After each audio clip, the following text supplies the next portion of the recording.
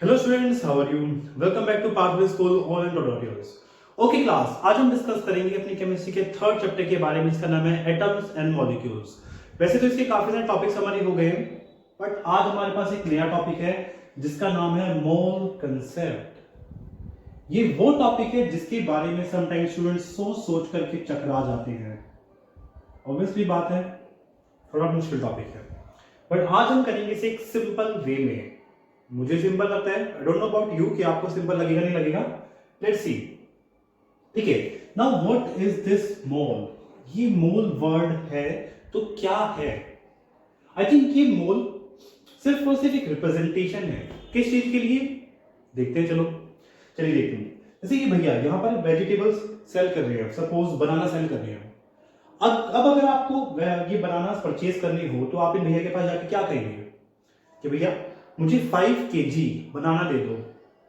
नहीं, I don't think so कि आप कुछ इस तरह की लैंग्वेज यूज करेंगे।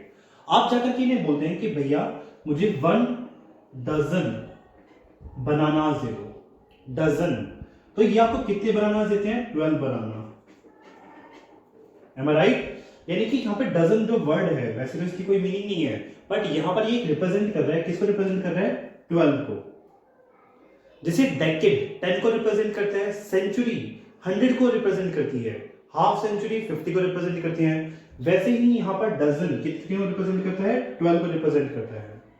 वैसे इन द सेम वे अगर आप इन भैया को बोलोगे कि भैया मुझे 1 मोल बनानास दे दो, तो ये भैया आपको देंगे 6.022 into 10 to the power 23 bananas.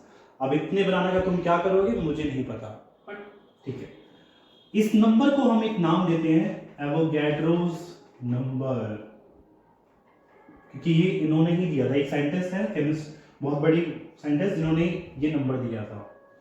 So basically आपको समझ आ गया होगा कि डजन मींस क्या होता है? 12। वैसे एक मोल वर्ड का मतलब क्या होता है? 6.022 इंटू 10 टू दी पावर 23। किसी चीज के भी नंबर्स हो सकते हैं वो। अब एक छोटा सा एग्जांपल लेके चलते हैं। अब हमारे पास ये डजन वर्ड है, जैसे 1 डजन इज इक्वल टू 12 होता है आपके पास। 12 बनाना या कुछ भी हो सकता है आपके पास, जो भी आप लोग फ्रूट वगैरह, वेजिटेबल्स वगैरह जो भी आप लोग परचेज कर रहे हैं। अब हम बात करेंगे 3 चीजों की, ग्रेप्स की, मैंगो, या फिर बनाना, कुछ भी कह सकते हो, बनाना ही ले लेते हैं यहाँ पे।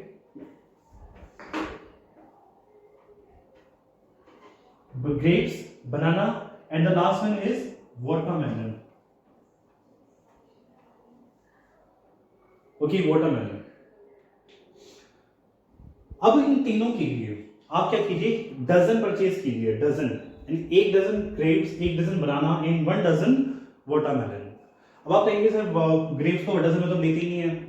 ये साइंस का एक्सपेरिमेंट है, साइंस के लिए समझने के लिए, इस टॉपिक को समझने के लिए बस मान लीजिए कि हम लोगों ने 1 डजन ग्रेप्स परचेज किए, यानी कि 12 ग्रेप्स हो गए आपके पास, और 12 बनाना हो गए, और 12 क्या हो गए?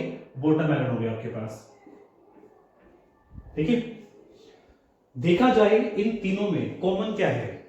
1 डजन ग्रेप्स, 1 डजन बनाना, 1 डजन वाटरमेलन, और नंबर 12 12 12। अब क्या डिफरेंट है यहां पर? वो डिफरेंट है मास। इनका मास अलग है, इसका मास अलग है, इसका मास अलग है। अगर मैं ग्रेप्स का मास देखता हूं, 12 ग्रेप्स, एक ग्रेप कितने का होता होगा? 10 ग्राम का होता होगा, मुश्किल से 10 ग्राम्स का, तो ये हो गया 120 ग्राम्स हो गया।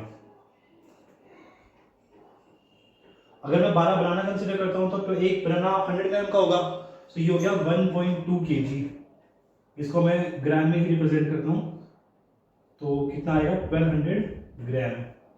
और वाटरमेलन, अगर मैं 12 वाटरमेलन लेता हूं और एक वाटरमेलन मेरा कुछ 2 kg का मान लेते हैं, 2 kg, सो 12 बनाने तो 12 वाटरमेलन कितने देंगे? 24 kg के। इसको ग्राम में लिखिए, और 24,000 ग्राम। तो चलिए, यहां पर मुझे एक बात समझ आती है कि डजन के लिए अगर मैं तीनों के डजन लेता हूं तो उनका नंबर और ये जो चीज है आपके पास डजन वो सेम है, बट डिफरेंट क्या है? मास अलग है। 120, 1200 एंड 24,000 ग्राम। अब मोल में भी सेम बात आती है। आप कोई भी सब्सटेंस पिक कीजिए, oxygen gas, carbon dioxide gas, nitrogen gas या कोई और सब्सटेंस। ये सभी सब्सटेंसेस की अगर आप लेते हैं, हम बात करते हैं कि मोल के बारे में, मोल्स की, कि एक मोल हाइड्रोजन में कितने एटम्स होंगे, एक मोल हाइड्रोजन का कितना मास होगा, वैसे ही एक मोल कार्बन डाइऑक्साइड का कितना मास होगा, एक मोल कार्बन डाइऑक्साइड में कितने पार्टिकल्स होंगे।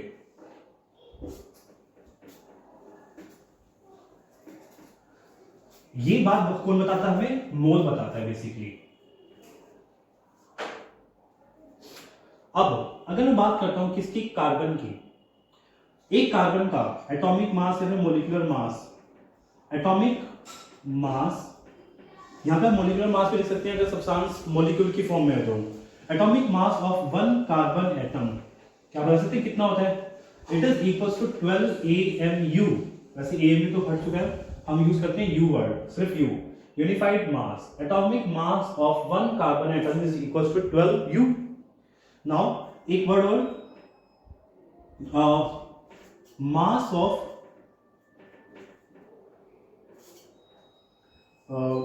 One mole of carbon atoms is equal to 12। अब आप यहां पे लिख देते हैं ग्राम में, बस यही फर्क होता है कि कार्बन का, एक कार्बन के एटम का मास कितना होता है? 12U होता है, और जितना उसके मोल में होगा उसी कार्बन का, हमने उसका मोल ले लिया तो वो कितना, हम उसे किस में रिप्रेजेंट करते हैं? सिर्फ और सिर्फ ग्राम में, बात ही खत्म। मोल वो है जिसमें हम किसी सब्सटेंस का मास ग्राम में रिप्रेजेंट कर सकते हैं और कुछ नहीं, ठीक है। और इसी मास को हम लोग नाम देते हैं molar mass. What we call it? Molar mass. इसी चीज को हम क्या बोलते हैं? मोलर मास बोल देते हैं। और इसी चीज आपको क्या रिप्रेजेंट कर रही है? मास ऑफ, देखिए वन मोल की जगह पे आप लोग लिख सकते हैं 0.22 6.022 into 10 to the power 23 carbon atoms is equal to 12 gram, ठीक है। यहां पे वन कार्बन एटम का मास कितना था? 12U था आपके पास, U यहां पे मैं रिप्रेजेंट कर रहा हूं U से, यूनिफाइड मास से। फिर मैंने लिया मोल में, मोल में क्या हुआ, क्या हो गया आपके पास? वही मास को मैंने लिख दिया इसमें ग्राम में लिख दिया। बट एक मोल के अंदर हमारे पास सिर्फ एक एटम नहीं होता, कितने एटम्स होते हैं? 6.022 into 10 to the power 23 carbon atoms होते हैं, जिनका मास कितना है? 12 ग्राम है आपका, ओके। सेम चीज हम ऑक्सीजन के लिए लिख सकते थे। ऑक्सीजन के लिए अगर हम बात करता हूं, अगर यहां पे मैं कार्बन के लिए ऑक्सीजन कर देता हूं तो आपके पास आ जाएगा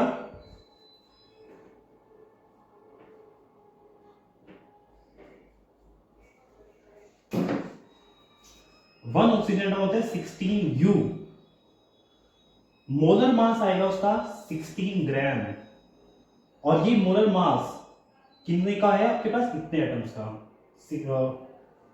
ऑक्सीजन एटम्स का, ठीक है। आई होप आप सभी को ये क्लियर होगा, ठीक है। अब इसके बाद मैं आपसे एक छोटा सा क्वेश्चन पूछता हूं।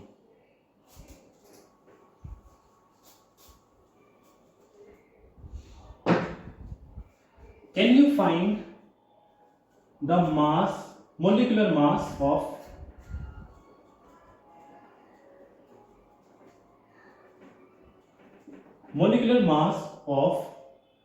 CO2? क्या आप CO2 का मोलिकुलर मास फाइंड आउट कर सकते हैं?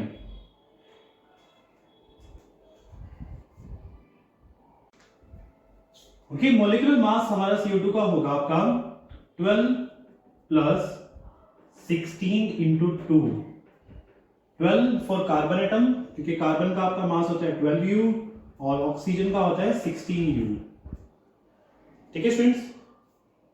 ये आ गया आपके पास 12 प्लस 32 इज इक्वल टू 44U। ये है मॉलिक्यूलर मास। अगर मैं फाइंड करना चाहूं मोलर मास ऑफ CO2, सो हम इसी को सिर्फ और सिर्फ इसमें ग्राम लिख देंगे आगे जी। Molecular mass of CO2 is equal to 44 gram. Molar mass आपको याद हो कि ये होता क्या था? Mass of one mole. One mole का मतलब क्या हो गया आपके पास?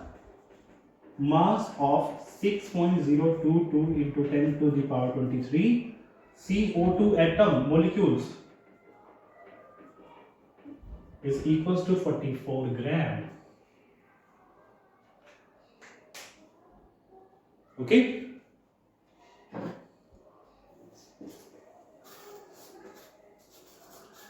चलिए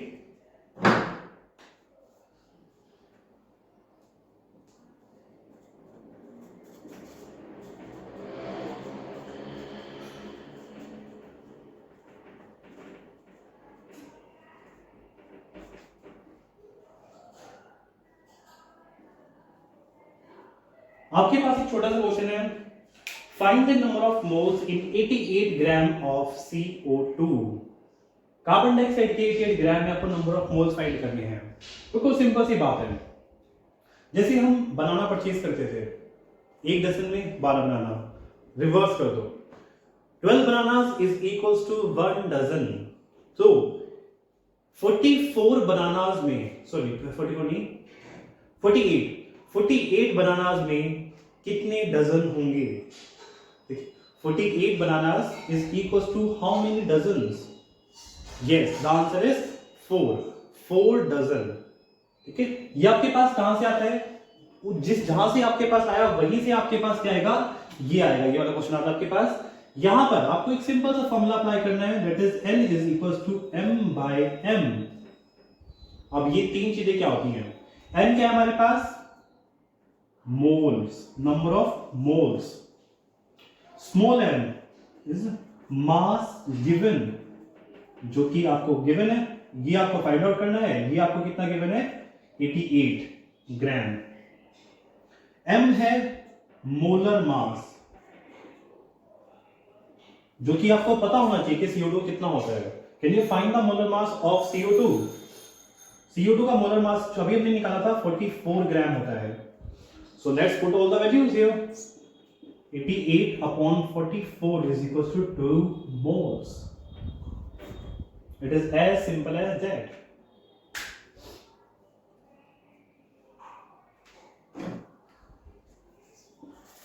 चलिए एक क्वेश्चन और देखिए,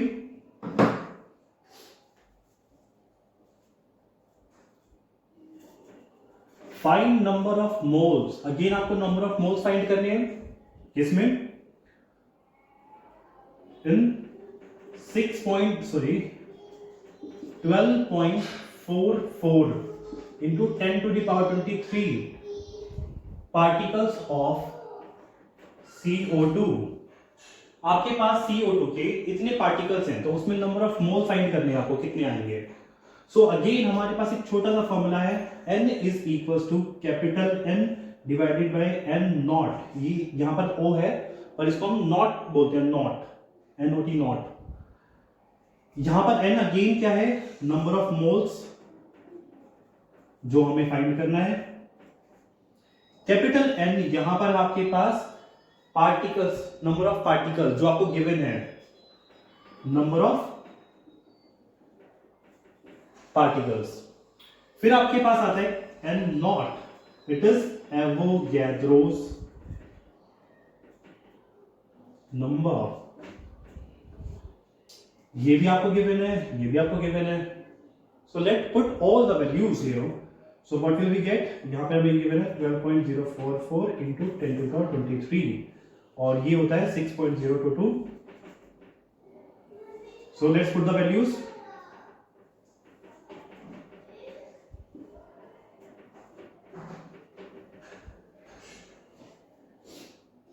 कुछ कट गया आपकी वैल्यूज? ओके, हाँ ये 2 पे कट गया आपका। So again the answer is 2 moles. The again answer is 2 moles.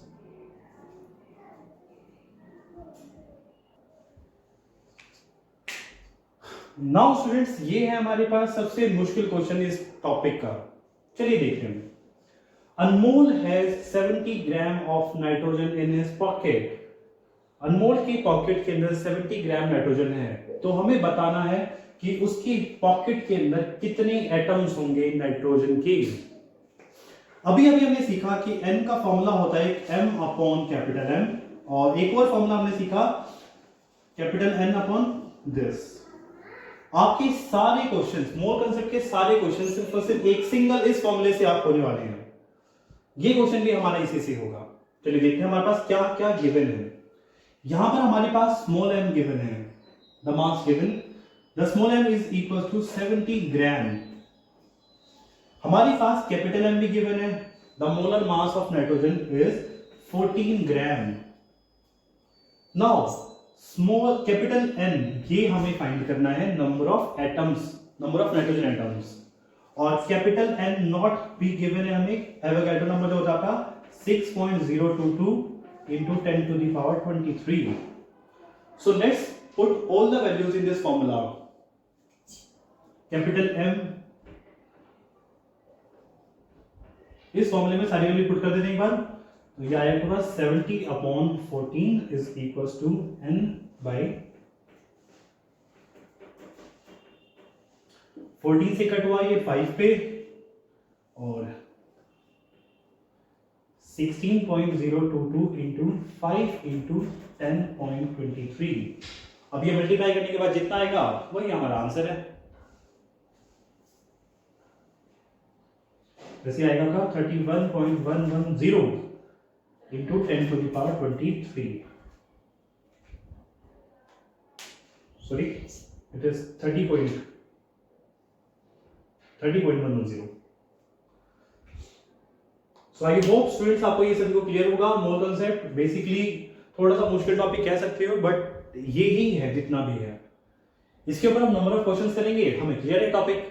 इसकी सेम क्वेश्चंस को हम यूनिटरी मेथड से भी कर सकते हैं, वो भी एक आसान तरीका है, बहुत आसान तरीका है, बट मुझे ये भी आसान लगता है। आप इस फॉर्मूले का यूज करो, आपके सारे वैल्यू डायरेक्टली आ जाएंगे इससे।